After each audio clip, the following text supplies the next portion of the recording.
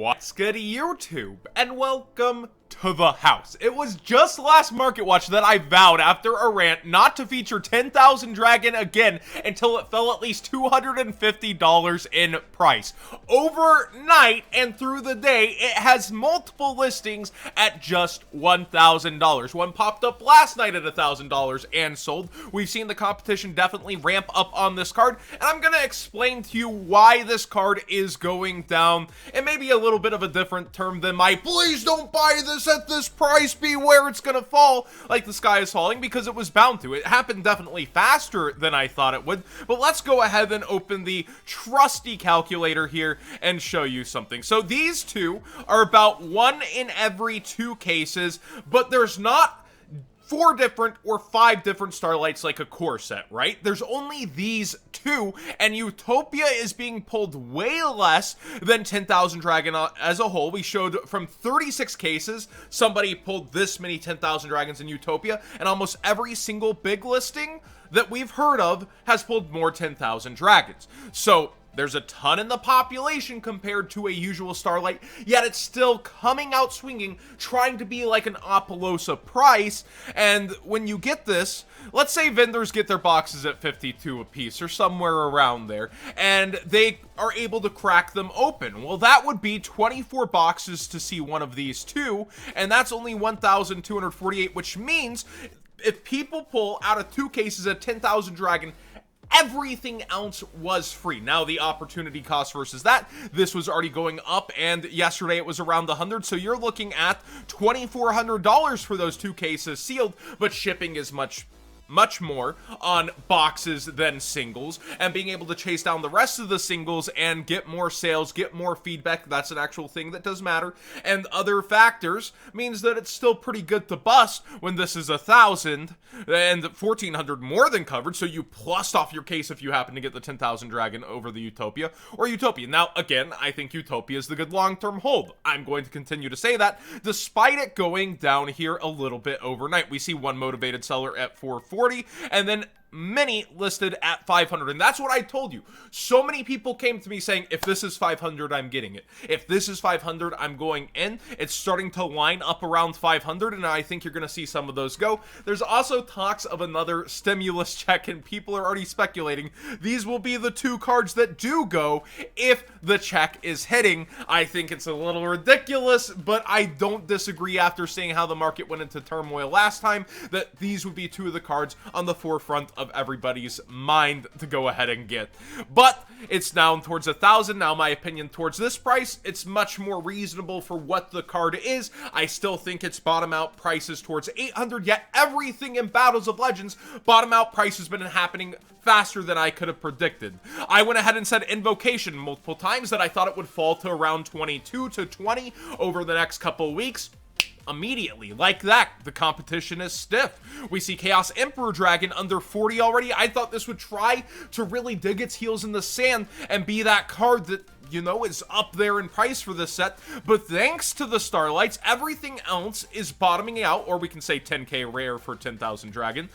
Thanks to that, everything else is bottoming out so nicely. Trishula is a steal at this price. For being semi-shorted in the set, it is really something you should be grabbing sooner than later, in my opinion. Modolce and Jelly is nice. Sanctum, we saw that go try to be at 5 because it's shorted to where it's like 9 per case, and it's still falling out under $3. This is all amazing. The prices are good getting. This is part in due thanks to these 2 cards being so expensive and people getting estimated value pulled to push the rest down and just make that free money in sales, as I was showing you. Battles of Legend, honestly, turning out way better than I could have expected.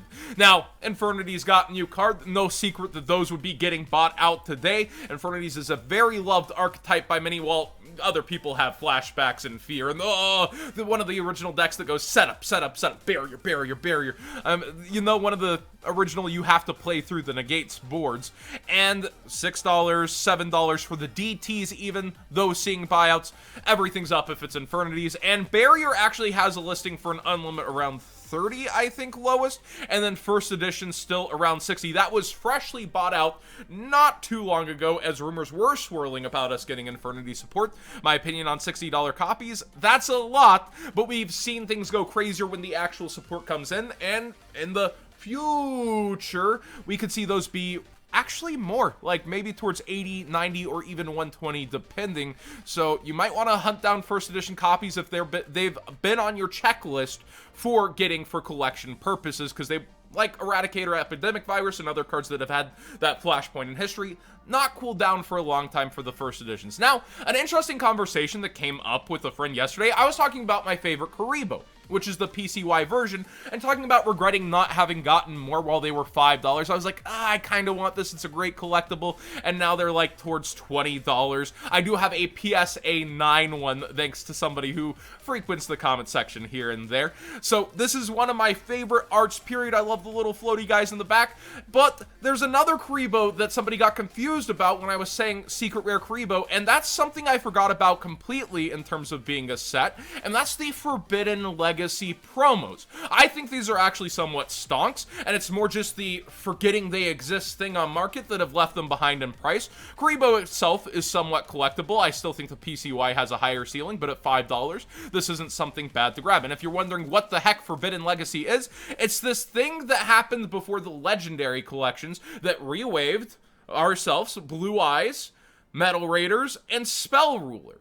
These 3 classic packs unlimited came with 1 silver pack that would have a promo that would also be undervalued on market, Blue Eyes, which is around $10 lining up for multiple versions, and almost the exact same foiling slash, presentation as these 10 versions that are $60 today. So if you've kind of had that hunger for the 10 version, or you want a little piece of history in this foiling, this is a great substitute.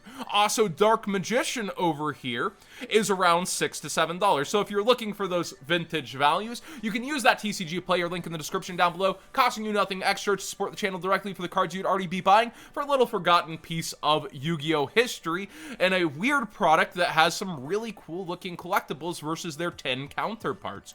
Yugioh Friendship is something that I didn't expect to be up there. Somebody was looking for collection cards, and I was like, yeah, if I have a couple extra, okay, I might go ahead and offload some classic cards. And when I looked up Yugioh Friendship, I was very shocked to see still, like, there's one at 49 and then 78, 80. This one didn't really fall out. Even on eBay, the lowest is at 60 for a near mint. So surprising to me, the jump promos are starting to really try to hang in there. Even with returning listings to the market, people aren't willing to get rid of them. Also, Garma Sword's a tournament pack super I didn't know had climbed to such heights and really stayed there. You see it's 1,000 on TCG Player. There's one listed on all of eBay at 280 before a PSA 10 at 1,100. I mean, I didn't expect, like, really things like this to become the next Fortress Whale, especially because when I look at TP8, certain cards are just so freaking accessible. Like the Monarchs, these are like dollars. There's something I covered semi-recently, and I was like, yeah, I guess Tournament Pack 8, it's kind of just snooze mode a little bit, like when you can get some of these for dollars, and I pointed them out for past format play that they're pretty cool. But like Harpy's Feather Duster, Slate Warrior, those have been things that have gotten rolling buyouts before.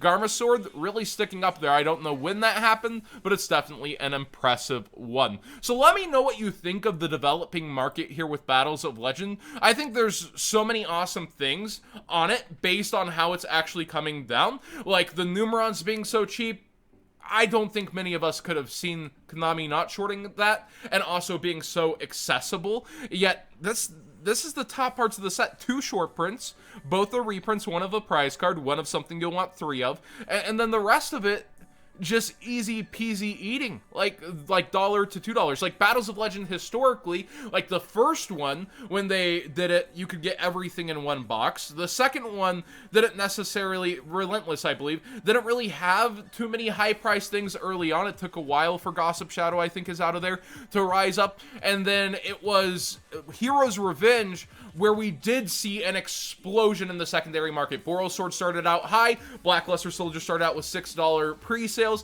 then Boral Sword ended up in the Megatons, and people were realizing how they wanted Blackluster Soldier in their extra deck, and the rest is kind of history with how that evened out and went up over time.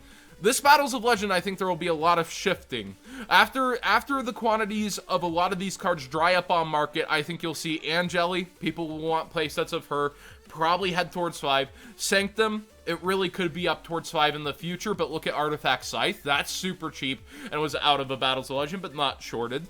And we look around, like, look at this. C1 already down towards $1 where it was trying to, like, be $10. Like, I can't imagine a meta card like Fire Flint Lady coming out and also being under $1, but here we are. It's one of the best-selling cards, 41 listings. So what I'm saying is, now is definitely one of the times to start going in on the lower end and also decide what you want to get before copies disappear from the market. While things are going down, people are trying to make sales, but at the actual sealed price of this, there's a lot of sellers not motivated to rip this open. There's a lot of sellers who aren't going to be chasing Starlight. Do decide what you want from the set sooner than later and kind of look at quantities disappearing over the next couple of weeks, slash maybe appearing more en masse, and then decide on the prices versus competition that you want to get in on.